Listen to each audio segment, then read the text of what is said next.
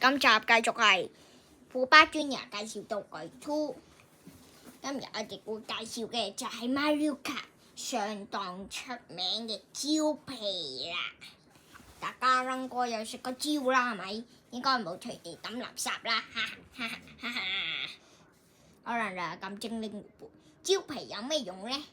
就係譬如喺賽車食完個問號之後，喺放個蕉皮喺後邊，唔係放前邊喎。但係咁樣又冇咩用。但係聽講又好似係有得放前邊，等啲咧玩家撞到，咁你就領先呀，同埋可以加分㗎，同埋咧會講埋你 hit 咗邊個冠家㗎。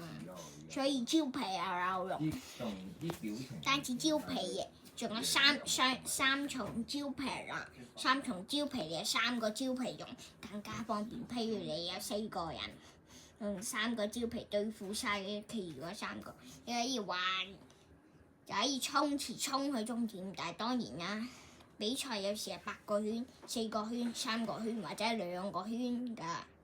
但係比賽又唔會1個圈㗎啦，係咪？嘻嘻，就係咁啦。